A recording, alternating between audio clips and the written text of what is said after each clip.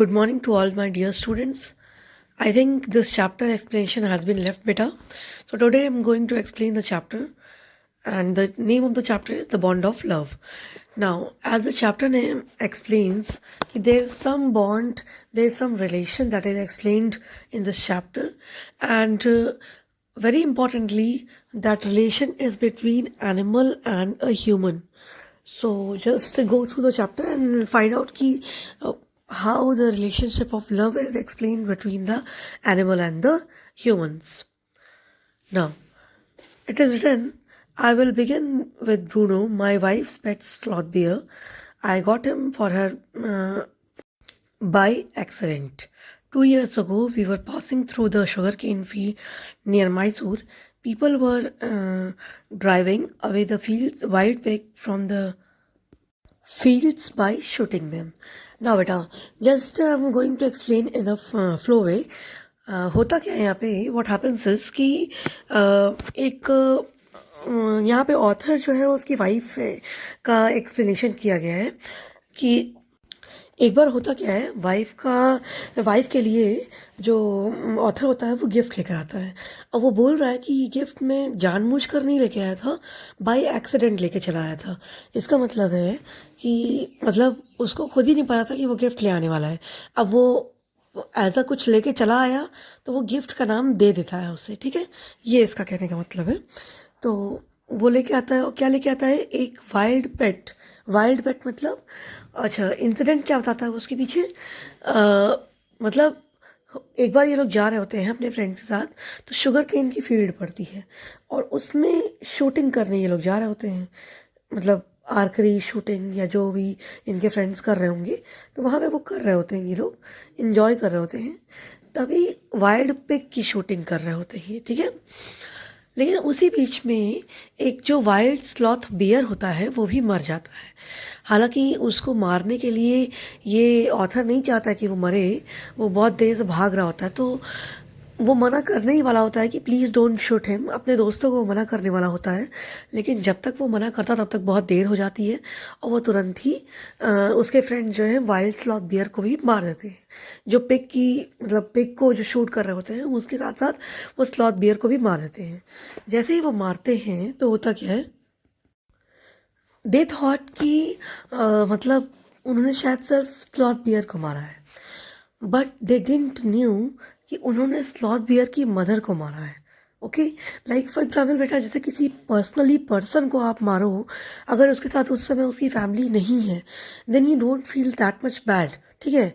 मतलब जो भी शूटिंग कर रहा है भाई, वो इतना बुरा उसको नहीं लगता है। लेकिन यहाँ पे क्या होता है कि जैसे ही स्लॉथ बियर को मारते हैं, तो क्योंकि वो ब्लैक कलर का रहता है, उसके ऊपर से अचानक से एक फर टाइप का स्ट्रक्चर हटने लगता है, मतलब वहाँ से सेपरेट होने लगता है।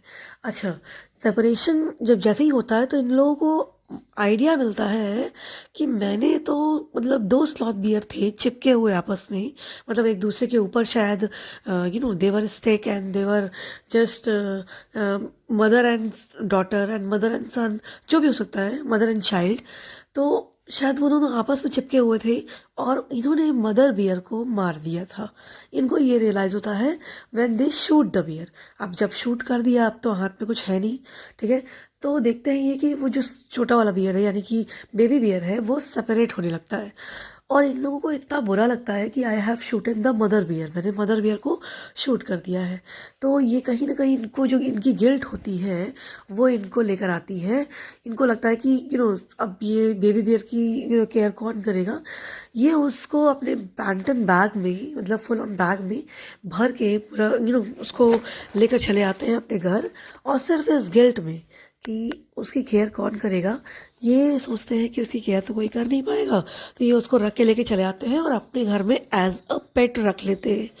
अब आप ये सोचिए कि that is a wild bear, ठीक है, मतलब वो वाइल्ड बियर है। और ऑब्वियसली वाइल्ड एनिमल का नेचर ही सिर्फ अलग नहीं होता है, उसका बिहेवियर, उसकी साइज़ भी ह्यूमंस से बहुत डिफरेंट होती है। शायद ह्यूमंस के घर में एज अ पेट वो रह नहीं पाएगा, ठीक है, लेकिन फिर भी ये उसको लेकर चले आए। अब देखो यहाँ पे क्या लिखा हुआ है। तो अच्छा बेटा, यहाँ it is written over here कि they use they use to fill that animal into the gunny bag, वो एक गनी बैग में उसको फिलअप कर लेते हैं.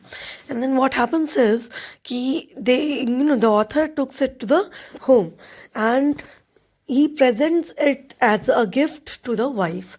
अब यहाँ पे वो गिफ्ट लेने तो गया नहीं था, ठीक है, यहाँ पे कोई गिफ्ट इंटेंशनली लेने वो नहीं गया था. वो क्या हुआ था यहाँ पे सिर्फ वो जो चीज़ लेकर चला आया है गलती से उसको एज अ गिफ्ट प्रेजेंट कर दिया था अपनी वाइफ को.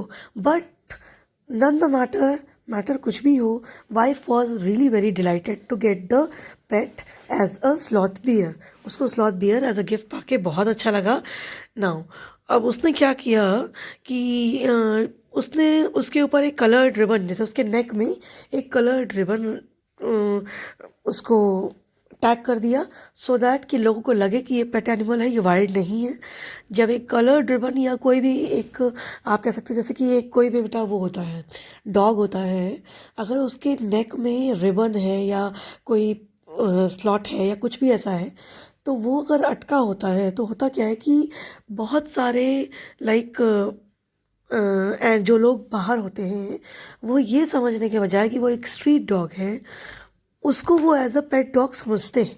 ठीक है, मतलब कहीं ना कहीं पेट डॉग की थोड़ी सी आप अगर देखें तो ज़्यादा रिस्पेक्ट होती है as compare to street dog. भाई पेट डॉग को कोई मारता नहीं है, ठीक है, लेकिन स्ट्रीट डॉग को कोई रिस्पेक्ट नहीं करता है, कोई उसको आप कह सकते हैं कि नोबडी केयर्स है. ठीक है, उसको चोट लग रही है नहीं लग रही क्या है, तो कहीं ना कहीं ये पेट दिखाने के लिए उसने उसके नेक में एक कलर रिबन डाल वो डाल दिया. और उस स्लॉथ बियर का नाम उसने क्या रख दिया, ब्रूनो. ठीक है, सभी अपने पेट्स का कुछ ना कुछ नाम रखते हैं, तो उसने भी स्लॉथ बियर का नाम रख दिया ब्रूनो. अब जाओ देखो यहाँ पे क्या लिखा हुआ है कि ब्रूनो धीरे धीरे बड़ा होने लगा एंड सून उसने वाटर मिल्क सब कुछ ड्रिंक करना स्टार्ट कर दिया. उसके साथ साथ ना सिर्फ वाटर और मिल्क, उसने बहुत कुछ ड्रिंक करना स्टार्ट कर दिया, बहुत कुछ खाना पीना. तो ऑब्वियसली आप ये चीज़ तो समझ सकते हैं कि वो एक पेट एनिमल नहीं था, वो एक वाइल्ड एनिमल था. और वाइल्ड एनिमल कुछ भी खाते हैं, तो कहीं ना कहीं कैरेक्टरिस्टिक्स जो थी बेटा वो तो उसकी वाइल्ड एनिमल वाली थी. भले ही वो पेट की तरह आ गया है, घर में रह रहा है, लेकिन जो कैरेक्टरिस्टिक्स थी वो तो वाइल्ड एनिमल्स वाली ही थी. तो उसने एक तरह से आप कह सकते हैं कि केक बिस्किट्स और ये non veg and then alcohols and then meat and then everything, वो हर चीज़ खाने लगा और हर चीज़ बहुत ही मज़े के साथ खाता था और एंजॉय करता था. ऑल्सो बेटा क्योंकि वो अपने घर में एज अ पेट था, क्योंकि उसको कोई वाइल्ड जो एनिमल्स वाला माहौल होता है वो नहीं मिल रहा था, तो वो एल्सेटियन डॉग्स दो बगल में रहते थे, उनके साथ वो काफ़ी अटैच हो गया था, मतलब काफ़ी फ्रेंड हो गया था, वो एज अ फ्रेंड बिहेव करने लगा था. अब हुआ क्या कि ये सारी चीज़ें तो होती क्या है कि ये सारी चीज़ें तो एक पेट की कैरेक्टरिस्टिक होती हैं, बट यहाँ पे वो वाइल्ड एनिमल भी क्योंकि वो बचपन से एज अ पेट रहा है तो वो इसलिए इस तरह बिहेव कर रहा था. ठीक है, एक दिन क्या हुआ कि जो उसकी कुछ भी खा लेने वाली आदत थी, मतलब जैसे कि उसने कुछ भी देखा तो वो खा लेता था, तो उसको वो खाने की चीज़ ही लगती थी. तो यही आदत ने, यही जो हैबिट थी उसकी, उसने उसको प्रॉब्लम में डाल दिया था. नाउ लेट्स सी कि कैसे प्रॉब्लम में डाल दिया था, हम देख लेते हैं. जो ऑथर की लाइब्रेरी थी बेटा, वहाँ पे उसने रैट किलिंग टैबलेट्स रखी थी. लाइब्रेरी में बहुत सारी बुक्स होती हैं, तो ऑब्वियसली बुक को सेफ रखने के लिए उसने रैट किलिंग की टैबलेट रख दी थी. ब्रूनो पता नहीं कैसे लाइब्रेरी में घुस गया और उसने देखा कि वहाँ पे वो जो टैबलेट्स रखी हैं, उसको लगा कि वो कोई खाने वाला चीज़ है, कोई खाने वाला सामान है. उसने क्या किया, तुरंत ही उन टैबलेट्स को खाना शुरू कर दिया.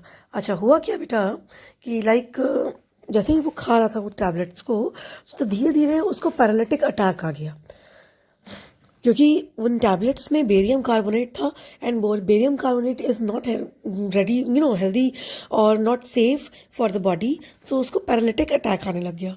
तो तुरंत ही वो एकदम पैरालिसिस में एंटर करने लग गया।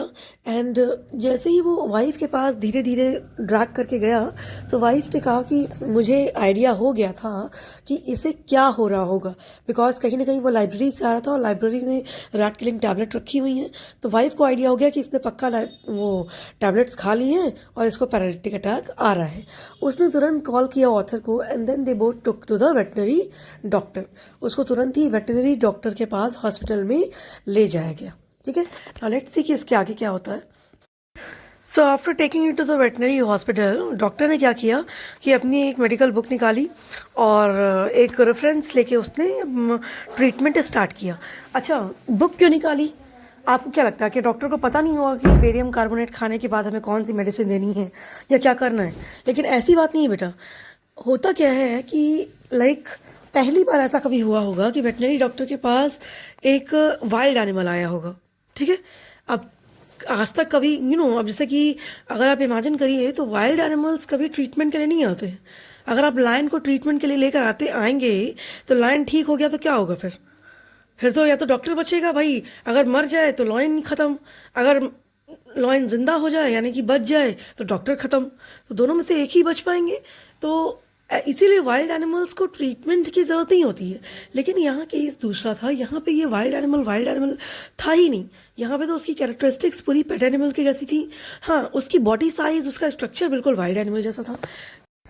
एंड दैट इज़ वाई बेटा उसको होल्ड करना थोड़ा सा मुश्किल हो रहा था, क्योंकि कहीं ना कहीं उसकी साइज़ बहुत बड़ी थी, तो उसको होल्ड करना बहुत मुश्किल हो रहा था। And that is why it took very hard time. मतलब बहुत ज़्यादा टाइम लग गया उसको कंट्रोल करने में, बहुत ज़्यादा टाइम लग गया उसको एक तरह से अपने कंट्रोल में लाने में। और 3 इंजेक्शंस के बाद, 3 एक्टेनोड्स के बाद कहीं जाके वो नॉर्मल हो पाया। ठीक है, उसके बाद कहीं ना कहीं वो एकदम नॉर्मल हो गया।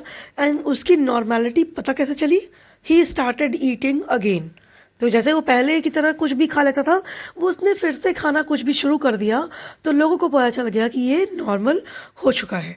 जैसे कि आप पैराग्राफ नंबर 10 में देखिए बेटा, यहाँ पे लिखा हुआ है 30 minutes later Bruno gets up and had a great feed. 30 minutes के बाद, यानी कि 3 इंजेक्शंस 30 मिनट्स के बाद, कहीं ना कहीं रेस्ट करने के बाद उसको वो नॉर्मल हुआ। And then he started eating, he had a great feed. He looks disdainfully as much as to say what barium carbonate is to big black bear like me. Bruno is still eating. Bruno का जो देखने का sense था वो कहना चाह रहा था कि ये इतने बड़े हमारे लिए बेरियम कार्बोनेट क्या कर ही पाएगा। मतलब मेरी बॉडी में बेरियम कार्बोनेट का कोई रोल इतना खास नहीं हो पाएगा। लेकिन ही इज़ एन एनिमल, और वो अपने एटीट्यूड में ये चीज़ कह रहा है। अपने आप कह सकते हैं कि एटीट्यूड में नहीं हम कहेंगे, बट कहीं ना कहीं बेटा जो वाइल्ड एनिमल्स होते हैं उनका नेचर ही आप कह सकते हैं ऐसा होता है। वाइल्ड एनिमल्स का नेचर ही एक थोड़ा एग्रेसिव नेचर इंटरनली होता ही है। उनको लगता है कि कोई मेरा कुछ बिगाड़ नहीं पाएगा। ठीक है, तो यहाँ जो बेरियम कार्बोनेट था, जब उससे वो ठीक हो गया तो उसका देखने का जो सेंस था वो ये था कि ये बेरियम कार्बोनेट मेरा कर ही क्या पाएगा। ठीक है,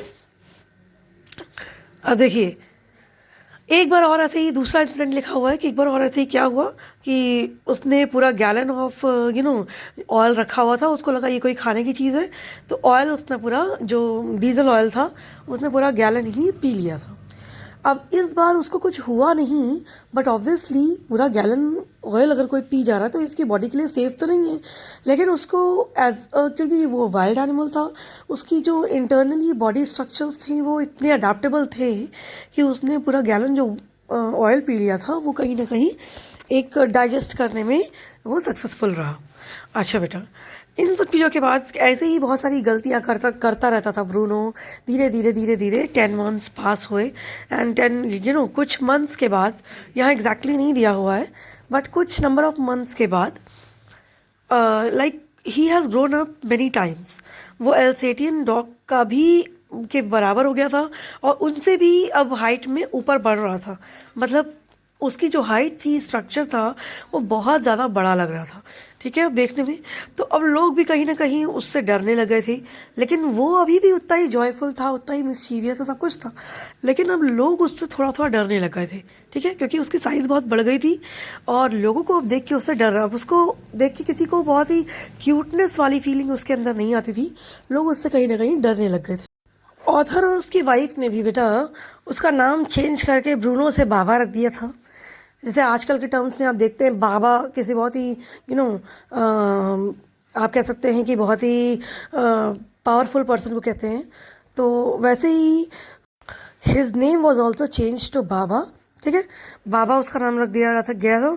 एंड देन वो बहुत छोटी छोटी एक्टिविटीज़ भी कर लेता था जो बहुत ज़्यादा इंजॉयबल थी। लाइक अगर उससे कह दो कि बाबा प्लीज़ होल्ड द गन, तो वो किसी भी एक स्टिक को उठा के गन की तरह कर देना। तो जैसे वो घर में जो चीज़ें देखता रहता था बेटा, जैसे एक बच्चा होता है जो वो घर में बहुत सारी चीज़ें देखता है तो उसको रिपीट करने लगता है, तो वैसे ही ब्रूनो भी उन सारी चीज़ों को प्रॉपरली रिपीट करने लग गया था। मतलब जैसे he was just behaving like a kid, ठीक है, तो वो एक घर में एक पेट की तरह कम एक किड की तरह ज़्यादा रहने लग गया था और उसकी साइज़ भी बहुत बड़ी हो गई थी। तो लेकिन author and his wife were very comfortable, but जो और लोग थे, नेबर्स थे, उनको थोड़ी सी प्रॉब्लम इसलिए होने लग गई थी बिकॉज दे वर स्कैर्ड, कहीं ना कहीं वो डर जाते थे उसको देख कर, ठीक है। So in this part of the video बेटा अभी सिर्फ इतना ही मैंने आपको एक्सप्लेन किया है। जो रेस्ट ऑफ द चैप्टर है मैं आपको next part of the video में एक्सप्लेन कर दूंगी। So today for only this much बेटा, and the next part of the video I will give to you soon. Thank you.